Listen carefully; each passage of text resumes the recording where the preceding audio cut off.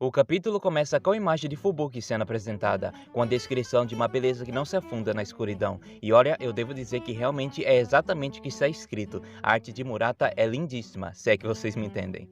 Logo vemos um personagem chamado Air acordando, e alguém dá a ele um contexto, falando que o local onde ele estava era um leito de hospital. Ele diz que ele acabou abaixando a guarda enquanto lutava, e um dos monstros o derrotou, mas que ele poderia descansar agora. Air então olha para a voz e diz que o cara que falou com ele não é qualquer um.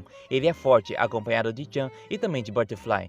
Ele responde dizendo que é um rank 31 da classe A, um rank maior do que o de Ar. Ele também diz que não está em posição de julgar como o Ar acabou deixando isso acontecer, pois, assim como ele também estaria naquele estado deplorável. E também murmura, falando que não acredita que alguém como aquele cara, no caso Saitama, sabia uma técnica como aquela, achando que Saitama usa algum tipo de poder de telecinese, assim como a Tatsumaki ou a Tornado Terror, já que ele foi muito rápido. Aí diz que tem algo muito estranho em sua voz, e assim chega uns cara aleatório e diz que é porque o dano dele foi muito grave. Ele estava até mesmo em estado crítico. Eles se apresentam como especialistas da ciência médica de ciborgues, e estavam ali para ajudar a restaurar o que puderam do corpo de Ai a comando da Associação dos Heróis, mas que as habilidades deles não chegavam aos pés do Dr. Bonfoy. E o Forte logo murmura que estava sendo ignorado. Butterfly pergunta por que ele estava assim segurando seu braço da forma nervosa, e Forte diz que quando saísse dali se vingaria dele. Butterfly diz para ele não descontar sua raiva nos outros assim, mas Forte não liga e tenta se lembrar de mais coisas. Ele diz que o cara se chamou de Saitama ou algo assim. Ele parecia imbecil, mas escondia grandes habilidades.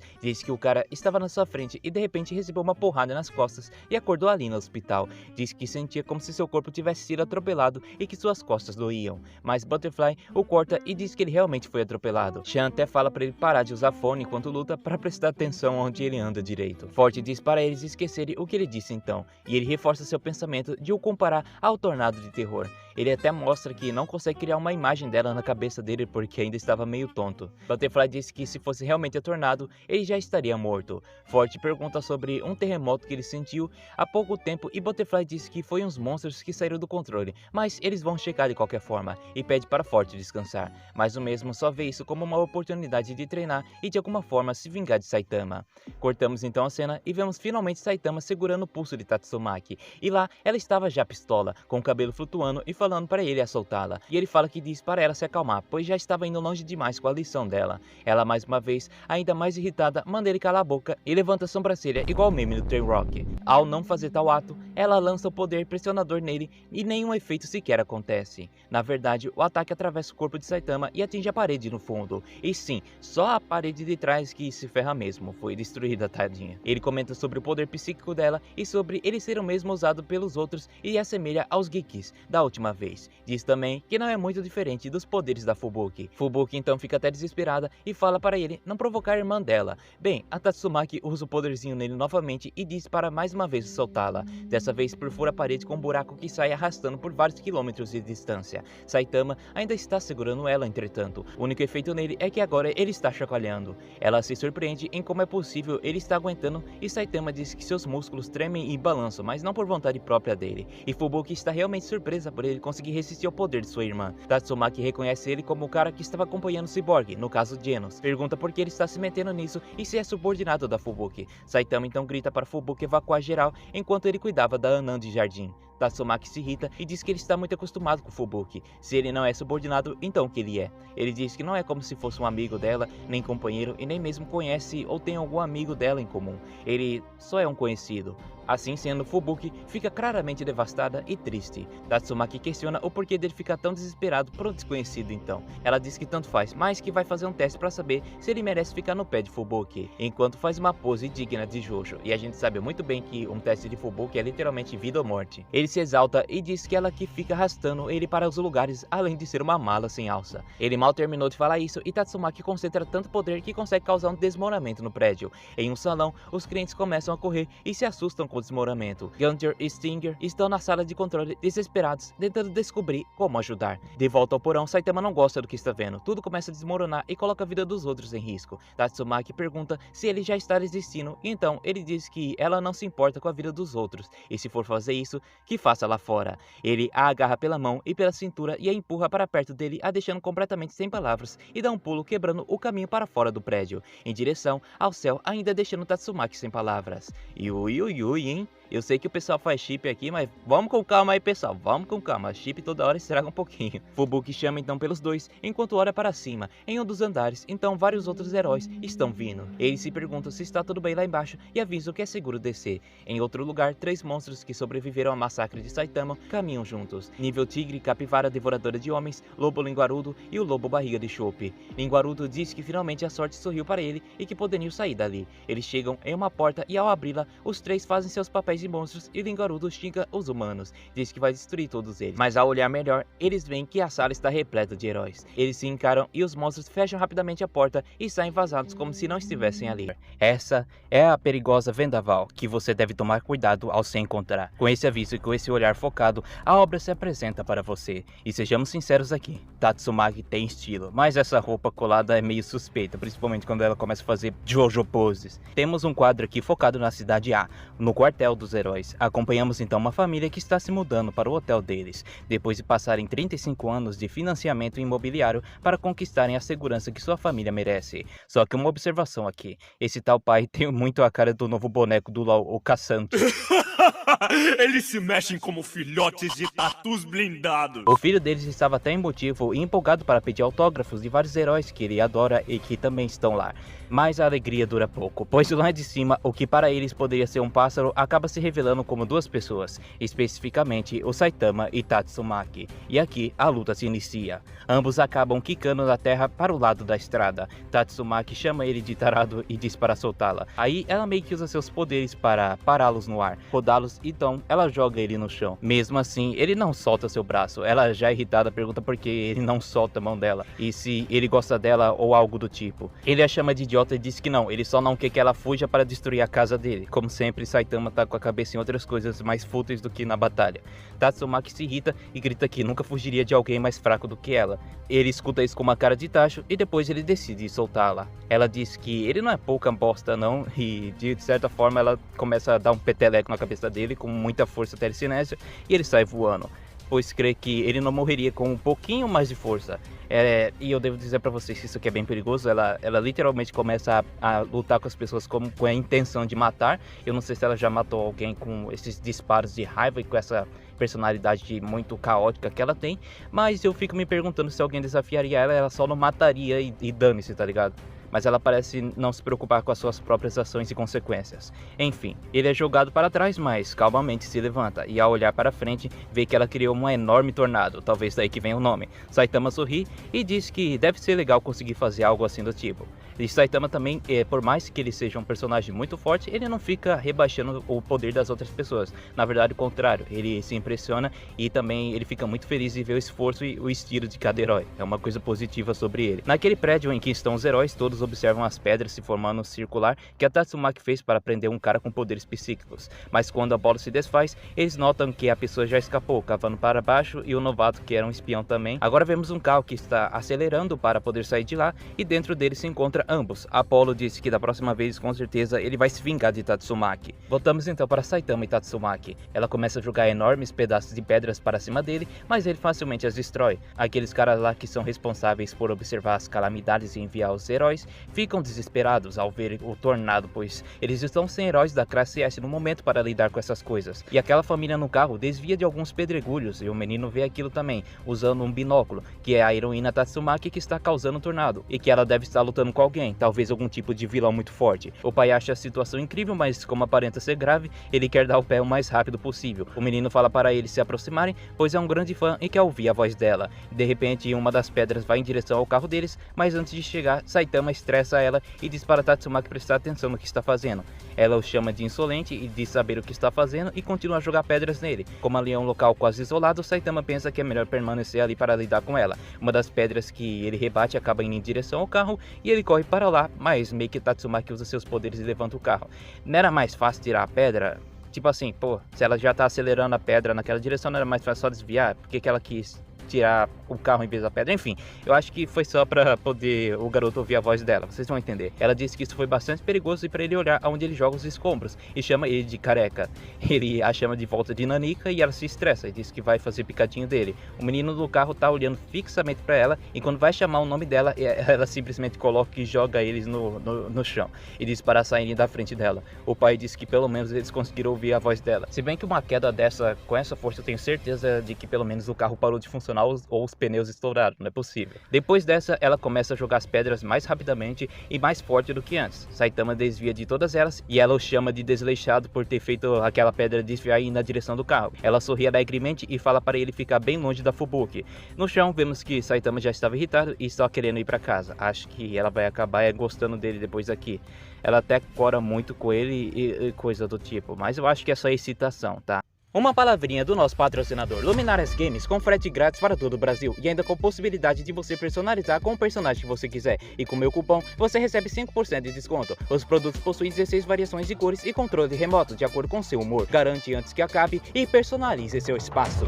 De qualquer forma, Tatsumaki reforça a afirmação dela, falando que não confia Fubuki ao Saitama e começa a atacar ele. Ela solta o poderzinho nele, mas somente seu casaco vai de Americanas. Ela manda mais uma vez um ataque de vento e ele acaba sendo mandado para longe com isso. Vou chamar de poderzinho porque Saitama nem sente os ataques. Voltamos então naquele prédio com os heróis e Fubuki lembra sobre a Tatsumaki falando de que ela vai cortar a relação do grupo. Os agentes chamam por ela e pedem desculpa, dizem que não vão mais cometer erros assim e perguntam como é o grupo Tsukiyomi. Fubuki então olha fixamente para eles e diz que o grupo Fubuki está dissolvido. Todos eles são fracos e inúteis, segundo as palavras de sua irmã. Uma observação que Tatsumaki diz para Fubuki se atentar no passado. Após ouvir essas palavras, eles ficam pasmos. Ela voa em direção à saída e diz que agora eles vão seguir caminhos diferentes. Agora na cidade N, um bando de bandidos estão cercando Fighter, um herói classe A, que está caído no chão. Eles dizem que ele conseguiu derrubar uma boa parte deles, mas com ferimentos que ele tem, não vai conseguir dar mais nenhum golpe. Eles também zoam sobre o quão fácil foi atraí-lo. Foi só dizer que havia uma mulher como refém, que ele foi ali sozinho, e que ele foi invencível por tentar enfrentar a gangue Iron First. Finalmente Fighter diz algo e pergunta se a mulher está realmente bem. O bandido diz que vai mostrá-la para ele, aí ele chama por uma tal de Erika. Ela chega e diz que estava enganando Fighter esse tempo todo, e na verdade ela namora com o Big Iron, que é o chefe dessa gangue. Enquanto ele ainda está em choque, ela disse que quando o Big Iron soube que Fighter estava atrás dele, mandou ela fingir ser indefesa. Ela agradece por ele não ter reparado na péssima atuação dela e diz que ele é um herói exemplar por ficar sério após ver suas lágrimas falsas. Ela se vira de costas, dizendo que não consegue ficar vendo o quão ridículo ele é, e ele ri, diz que ela realmente é uma péssima atriz. Nessa hora vemos que ela está lacrimejando, e foi por isso que ela virou de costas, embora eu acho que todo mundo consegue ver já que ela virou de costas. Enfim, de repente chega um cara alto e musculoso gritando sobre o porquê deles ainda não terem acabado com a raça dele. Os bandidos se surpreendem e descobrimos que é Big Iron, da classe A. Fighter começa a se levantar, mesmo muito machucado, e diz que é ótimo que não tenha nenhum refém, pois assim ele pode lutar com a sua força total. Ele diz para Erika prestar atenção porque esse vai ser seu ápice como herói. Assim que ele termina essa frase, a parede atrás dele quebra e o Saitama aparece acertando ele nas costas. Ele pede desculpa e fala para eles cobrarem a Tatsumaki por isso, que está logo atrás dele, bem no buraco que acabaram de fazer na parede. Ele repara que há muitos corpos caídos no chão e pergunta se deve chamar a ambulância. Então ele grita com ela falando que é perigoso atravessar prédios assim, e ela grita de volta dizendo que quem fez isso foi ele. Saitama se irrita mais ainda e diz que ela é quem foi lançando ele por ali. E também fala para os caras que já estava saindo dali de qualquer forma, enquanto os bandidos estão em total choque e medo. Rapidamente eles reconhecem Tatsumaki e gritam que o Fighter quebrou a sua promessa e chamou outros heróis. Nisso a gente vê Hatter caído no chão e a Erika perto dele olhando. Big Iron disse que não precisavam se preocupar e que é só uma classe S, não é nada demais. Aham, meu filho, vai nessa. Aí o gênio vai tentar atacar o Saitama. Ele dá um soco qualquer e o cara sai voando longe. Novamente os bandidos ficam em choque e Saitama pergunta quem eles são e eles dizem que é isso que eles deveriam ter perguntado. Tatsumaki manda eles calarem a boca porque Saitama e ela estão no meio de um negócio agora. No quadro seguinte só vemos todos os bandidos desmaiados no chão e o lugar inteiro destruído. Fighter disse que não guarda rancor de Erika e que ela está livre agora. Mas no caso Erika está enquadrada com o feito de Tatsumaki e com um rosto corado e olhos brilhantes. E também disse que tem que mandar uma carta de fã depois. Fighter pensa sobre como isso foi resolvido, mas que se sente completamente destruído, e lembra que até disse que seria seu ápice como herói, e no fim não fez nada. Agora ele só quer ir para casa e esquecer tudo isso em toda sua vergonha. Na cidade H está tendo um aviso de evacuação de emergência na cidade, então vemos que o motivo disso é que tem um rato espetado gigante, nível dragão, destruindo a cidade. Metal Bat é o único classe S que conseguiu chegar ali, e enquanto ele corre, ele reclama, pois a sua gatinha está prestes a ter um filhote. Ele finalmente chega no rato gigante e ele grita com ele, porque todos os meios de transporte foram fechados por causa daquilo. Ele teve que correr uma maratona para chegar ali. Diz que está putaço da vida e que vai descontar sua raiva nele. E bem, nesse momento Saitama e Tatsumaki só passam por ali acertando o bicho bem na cabeça e matando instantaneamente. Eles destroem vários outros prédios no caminho enquanto passam, e a Tatsumaki reclama dizendo que é muito teimoso e devia só cair logo, no caso para Saitama. E Saitama para no ar e diz para ela parar de destruir as coisas. Metal Bat observa aquilo e, desconcertado, sai de lá tentando não se irritar pelo desperdício de tempo.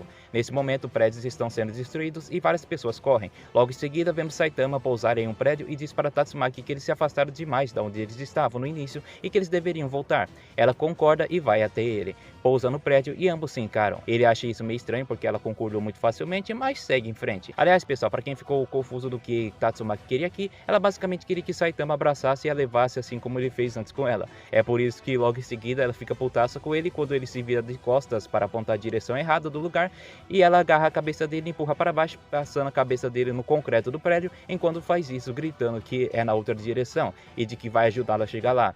Realmente os homens não pegam os sinais das mulheres. Enquanto ela arrasta a cabeça dele pelo asfalto da rua, ele questiona se isso não faria mal ao couro cabeludo dele. Logo após isso, eles reparam que tem alguém perseguindo eles. Essa pessoa é o Sonic, Velocidades do Som. Ele disse que havia reconhecido Saitama quando o viu sendo arrastado por todos os lugares sem se importar, que não sabe o que está acontecendo, mas vai aproveitar a chance para matá-lo. Aí ele solta vários shurikens explosivas perseguidoras nele, mas a Tatsumaki simplesmente usa o poderzinho nelas e elas voltam para Sonic, que desvia facilmente de todas. Numa dessas que ele está desviando, acaba pisando em uma merda de cachorro e seu pé desliza. Nisso, as shurikens o acertam.